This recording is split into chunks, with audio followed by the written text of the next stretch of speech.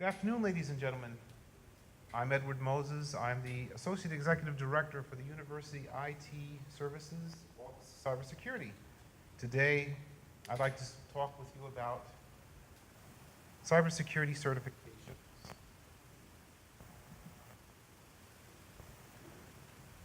I'm going to discuss the top job openings and the top job titles and the postings by state, different industry certifications, according to whom you ask, which ones are the top ones, certifications in highest demand, and what you should think about and consider before you start pursuing a certification. And then I'm going to finish that up with certifications in detail.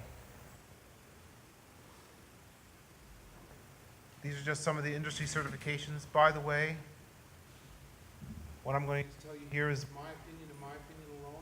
It has nothing to do with Kennesaw State University, the Office of Cybersecurity, or UITS.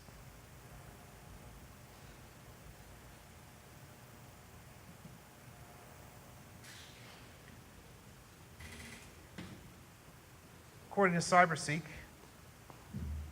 between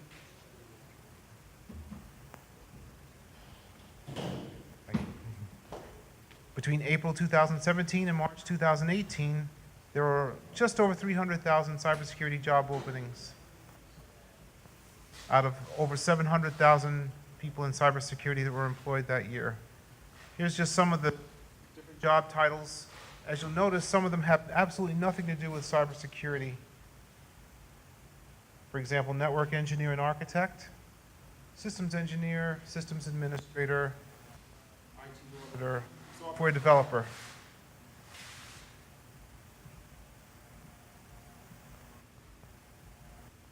There were between 11,000 and 35,000 postings by state. These are just some of these are the top 6 states in no particular order. You'll notice Georgia's one of them, fortunately. The top ones were New York, California, and Texas.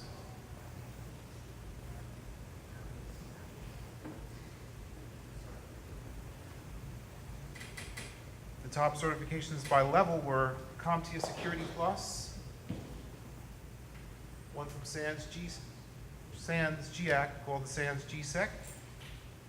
And the intermediate level, you had the EC Council's Certified Ethical Hacker, and your advanced ones, CISSP, the Certified Information Systems Security Professional, Certified Information Security Manager, the Cloud Certified Security Practitioner, and the Certified Information Systems Auditor.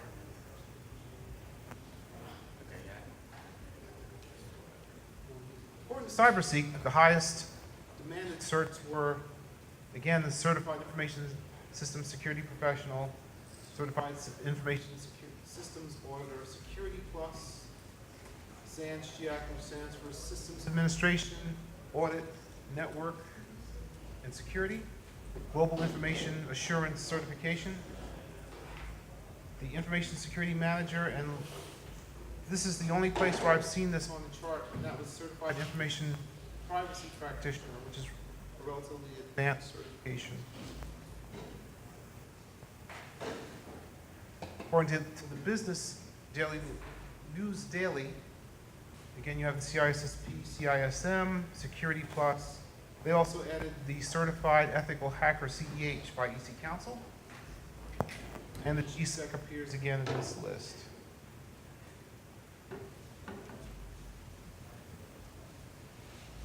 These are what I like to call specialty certifications. Offensive Security Certified Professional, which is very high-end, very advanced. We'll go over that a little bit later. The GIAC Penetration Tester, GPEN. The GIAC Certified Incident Handler, excuse me. The GIAC Systems and Network Auditor.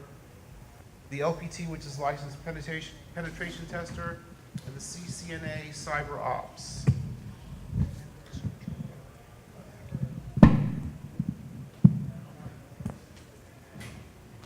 The CCNA Cyber Ops is from Cisco.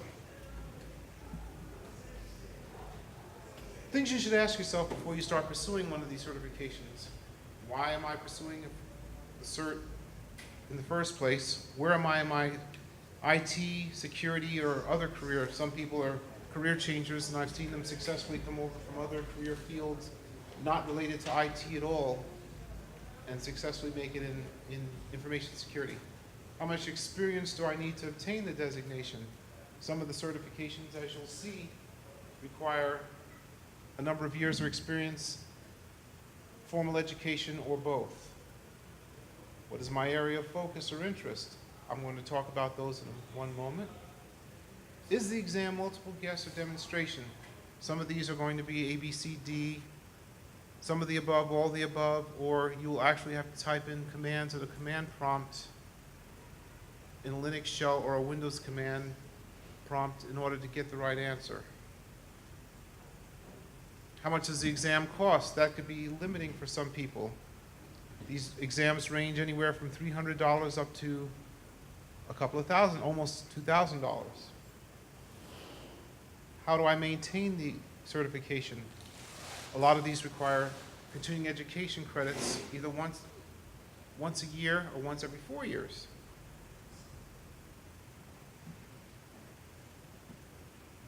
I mentioned the earlier example focus areas. I got these 8 from the CISSP exam, Certified Information Systems Security Professional exam. They have what they call 8 domains of focus that you have to study to be able to pass the exam. So I thought this would be a good place to mention a focus area. Do you want to do forensics? Do you want to do security operations? I can tell you software development security is a very heavily focused area for people. You can't, I won't say you can't, it's not very easy to go from security and then learn how to develop software securely. It's better to be a software developer and then move into security and how to securely develop. Identity and access management is a highly specialized area as well. Just like here on campus, we use a single sign-on to get to multiple things, D2L, Brightspace, Banner, and all those other applications only have one area that in the portal for you to log in to access. Security architecture and engineering, that's very focused as well.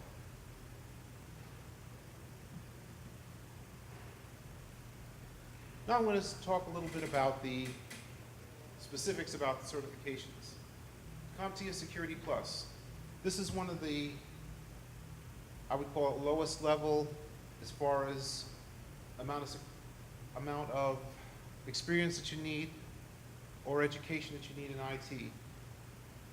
It's a very good level entry, very good entry level certification to get. It's got a maximum of 90 questions, so it could be a lot less depending on how you answer the previous questions. Multiple choice and performance, so you'll probably have to type in some answers to some of the questions. $320. Next one, EC Council Certified Ethical Hacker. This is somewhat advanced, but a lot of people use it as a springboard into cybersecurity.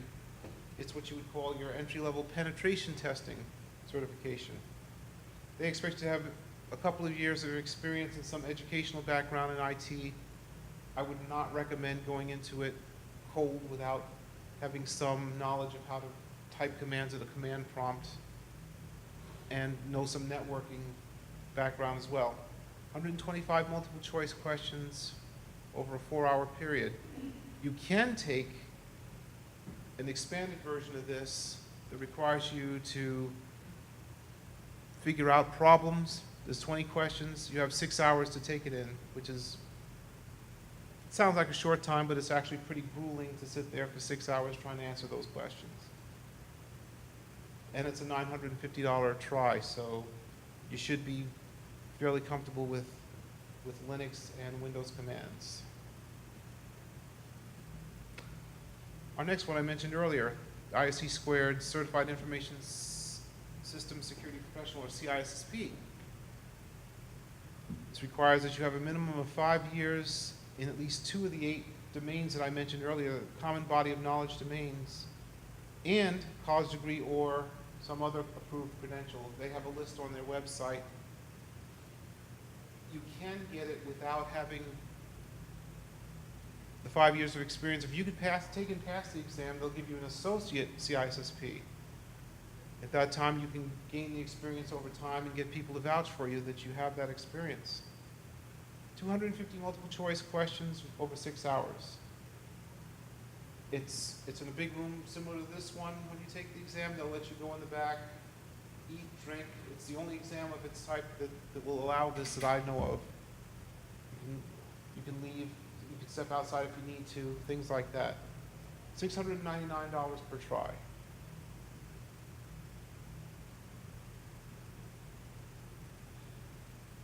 SANSHIAC Security is Essentials. This is another nice springboard into cybersecurity because it has no entry-level credential requirements. 180 multiple choice questions over 5 hours.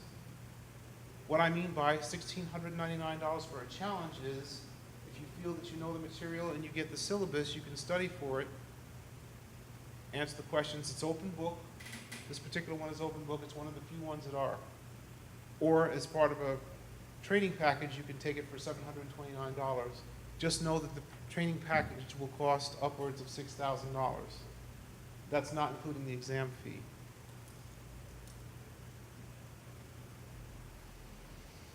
The next is somewhat specialized. It's the Information Systems Auditor, and you note that there's no security in the title. It is Information Systems Audit. It's not specific to security necessarily. It also has a 5-year requirement of auditing, control, or security work. You can substitute for 1 or 2 years with a degree. It's 150 questions, multiple choice, over 4 hours. And you see the prices there. I highly recommend that if you take it to become a member of ISACA for the first year, it doesn't hurt. You'll get discounts on a lot of good information that they have and their magazine.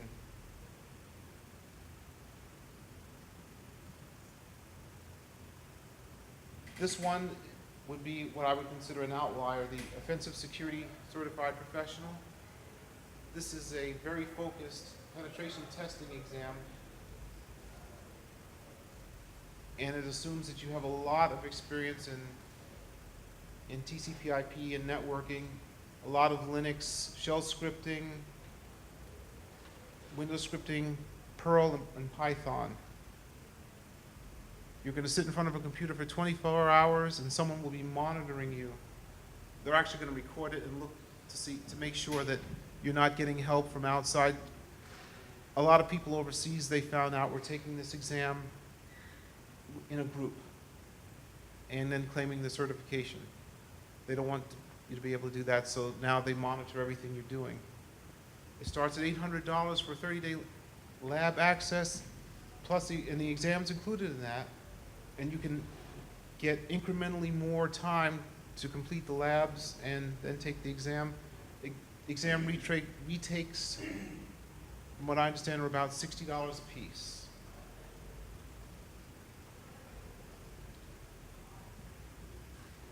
All right, do I have any questions from the audience? Questions? Thank you all for your time. I'm going to introduce Chris Dehner now, a colleague of mine who works in the Office of Cybersecurity, and he'll be talking with you a little bit about good information security practices. Chris? Yep, let me just get my slideshow set up.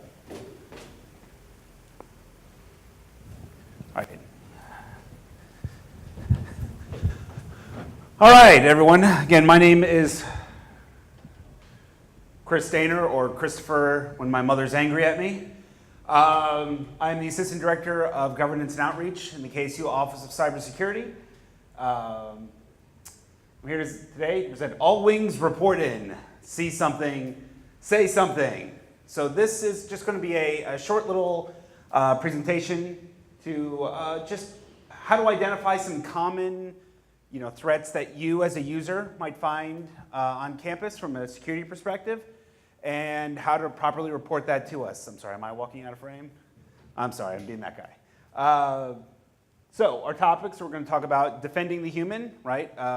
Humans are oftentimes the weakest part of any IT system. And don't plug it in. We're going to talk about plugging those little devices that store lots and lots of data and the kind of threat they can pose to you and the university. So, defending the human. So we're talking about social engineering. And a couple of the presenters earlier today did some great discussions on social engineering, which is basically hacking people, right? You have people that are really good at talking to computers and convincing them to do the things that they want. And then you have people that are really good at talking to people and convincing them to do things they want. Anybody here watch the show White Collar when it was on, like 3 or 4 years ago? Yeah, okay, a couple people. So White Collar was basically this kind of, was a show about this FBI agent who was a straight-laced G-man, a good guy. And then he was working with this young, handsome, kind of devil-may-care con man. And some of my favorite episodes was when they would work together, obviously, and the con man would go into the bank and convince, the bank teller to like, oh, hey, it's my first day, and they didn't give me my ID, can you let me in? They're like, oh, okay, and they let him into the back vault where he then, steals things but gives it back to them, right? It's doing a security assessment kind of thing. That's fundamentally social engineering, right? It's where you, exploit trust. Right? We are social beings. We are social creatures. As much as we may not say what other people think, we pretty much kind of do, right? And so we have these kind of social contracts with each other where we have expectations of behavior and service and helpfulness, right? And so threat actors are like wolves in sheep clothing, right? They have malicious intent, but they're going to present themselves as being a friendly and, trustworthy person. And this is also one of the biggest threats facing people from an information security perspective. It's also one of the hardest to really remediate. You can put firewalls around systems, you can implement two-factor authentication, you can put all these kinds of technical controls to keep people from doing bad things themselves, but you can put as many walls around people from a systems perspective. But ultimately, if someone's just going to open up that door anyway every time somebody knocks, there's not a whole lot you can do on that in every case. Email phishing is one of the most common issues we face. Here on this campus, we get lots and lots of phishing attempts. A lot of them are just usually localized to small segments of people. And then you have the ones that are campus-wide, right? And we see those every now and then. I stole this graphic from our friends at the University of Georgia, right? Again, I love these kind of clever advertising campaigns. And again, there's this trust that we have with people, sending us information over email. It's kind of like having things shipped to our home, right? We expect them to have a legitimate reason, but because it's so easy to send emails and receive emails that, it's very easy for threat actors to kind of abuse that trust. So these phishing emails often appear to be from a trusted source. They'll claim to be from someone of influence in your organization, or they'll claim to be from a friend. Sometimes if your friend's email account is actually compromised, they'll actually send those emails directly from those accounts, or their system will get infected with malware, and they can then exploit certain weaknesses within email systems, and et cetera, et cetera.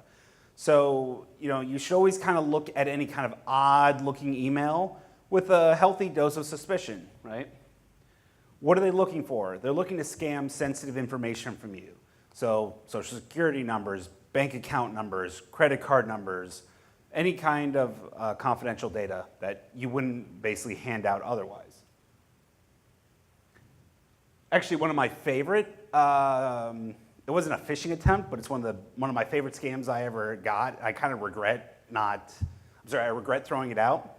I got a fax one day at my old job, and it was from someone claiming to be the son of Charles Taylor.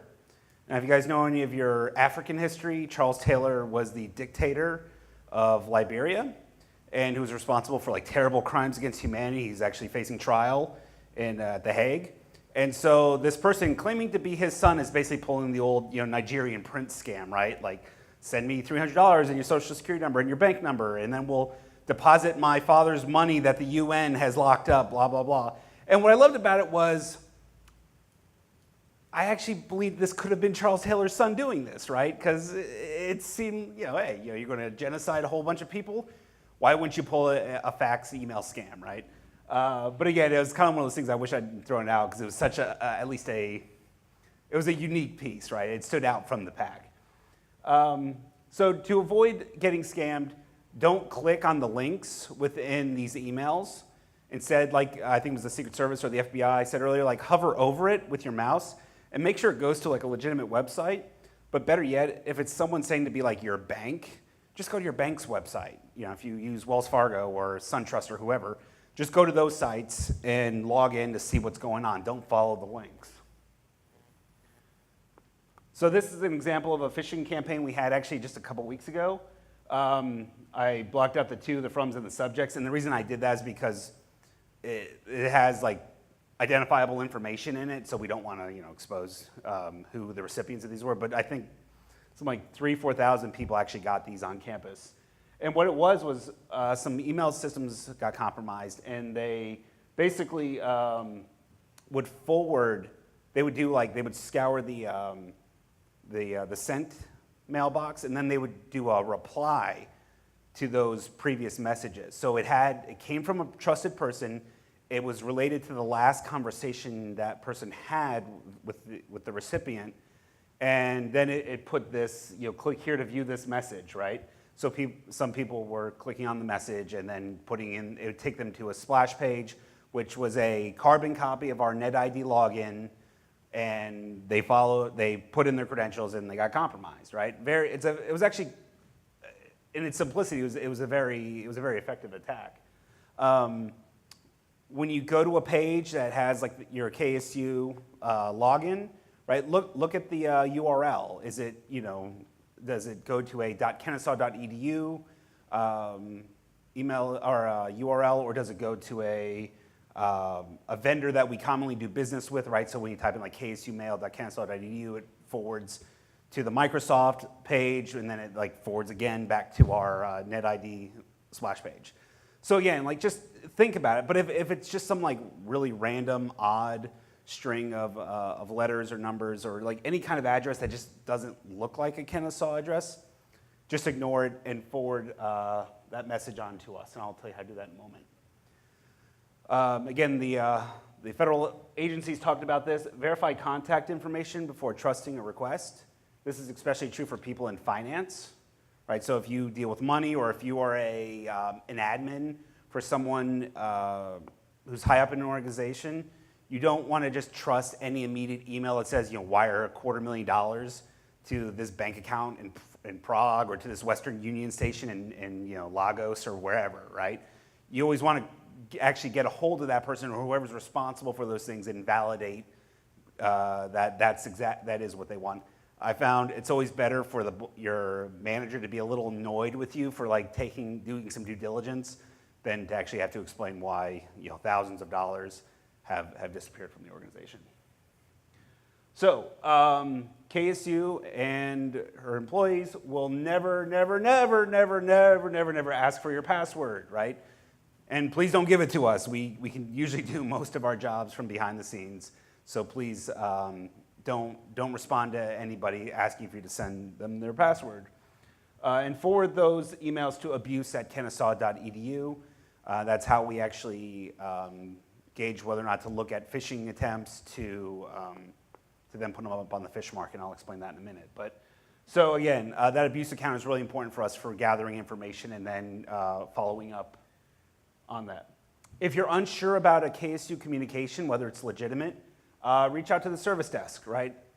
Whenever we send out any kind of big message from UITS, we always work with our service desk to make them aware of that communications.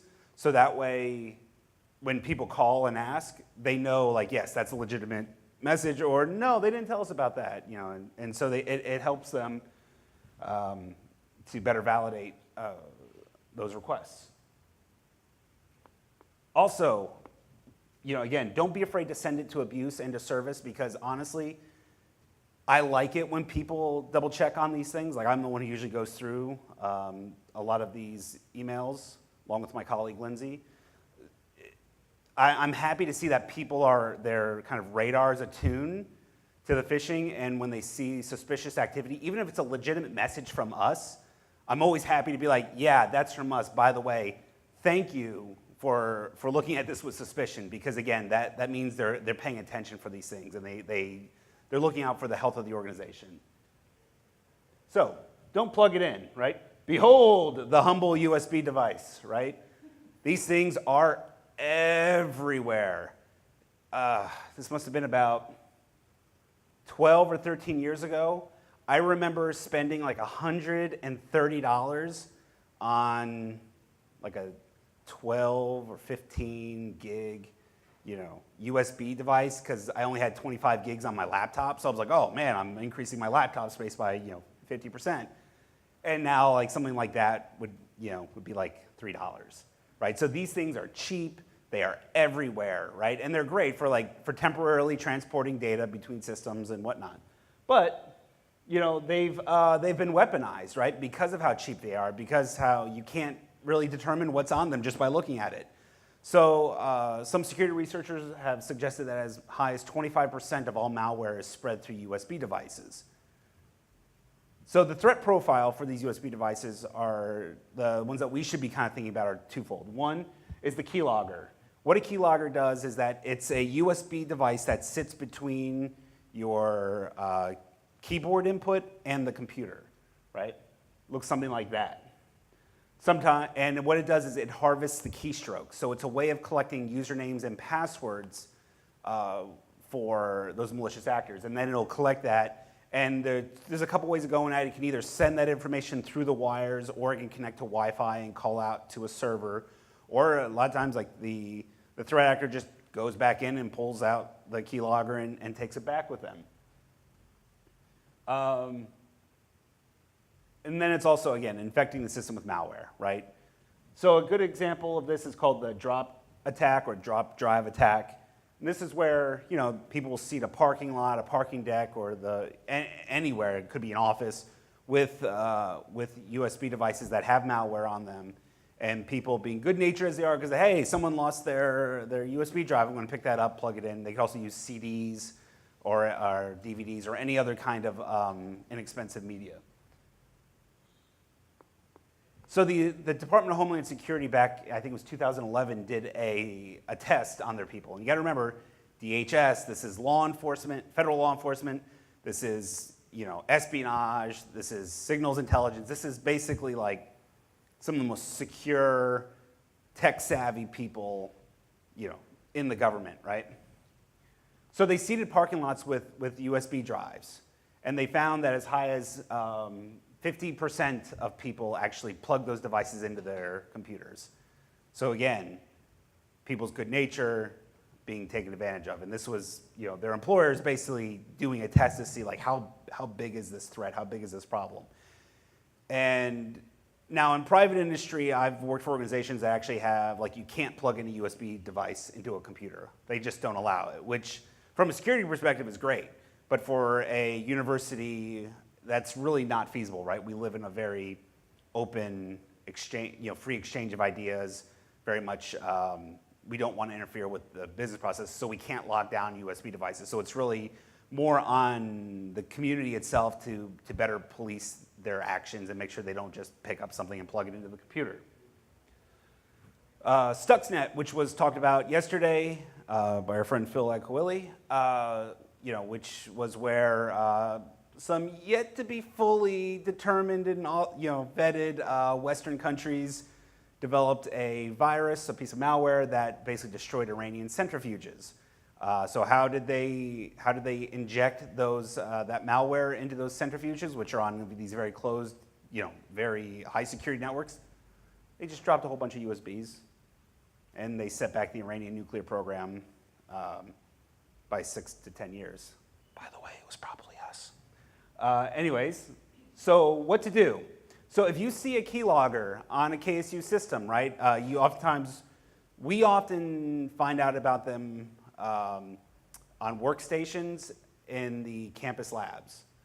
Campus labs, but mostly classrooms, right? Because it's usually some enterprising student who doesn't want to work for a grade, and so will put a keylogger on the system that their professor logs into, and then to go in and change, their grade after the fact.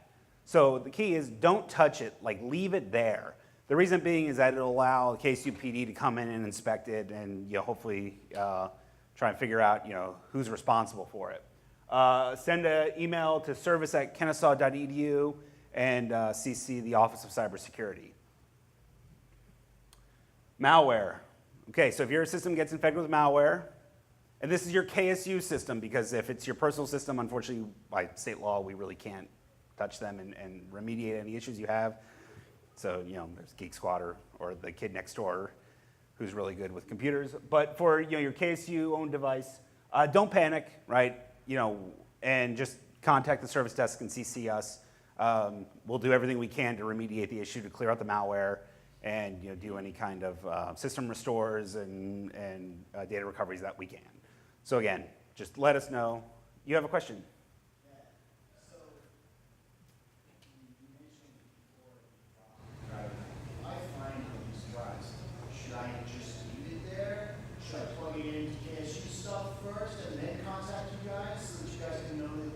There may be something going on here, or should I, take them out of my house and see if I can find stuff on it, or what? So, all right, the question is, if you find one of these devices, we're given 3 scenarios, all of them are wrong, but I think that's a rhetorical device being done by the questioner, so thank you. So if you find a drop drive, or just something, like we found one yesterday right outside our table for the event. We just picked it up, and honestly, we just dispose of it. So if you want, you can drop it off at the service desk or take it to a TSS if you have TSSs in your college, or just chuck it. It's do not plug it into any device. Don't plug it into a personal device. Don't plug it into a KSU device. Just whatever you do, either dispose of it or just give it to a service desk or TSS and just make them aware, hey, you found this, and you didn't want to plug it in because you didn't want to run the risk of injecting the systems with malware. Does that answer your question, sir? Yes. Thank you. It's a great question. So again, the moral of the story, see something, say something. All right, so a couple of resources. First and foremost is the KSU Fish Market, which is, again, when we have large-scale phishing campaigns against the university, we update this awareness website so that way people can go in and kind of see what's out there. The KSU Service Desk, uyts.kennesaw.edu is the website, and the email address is service@kennesaw.edu. And again, the UITS abuse account, which is where you can forward all your phishing emails. And let me see if I can get the, is that working? No. All right. So on that note, we'll close out for today. Do we have any questions? Okay. So, oh, wow, 2 microphones at once. That's a little loud.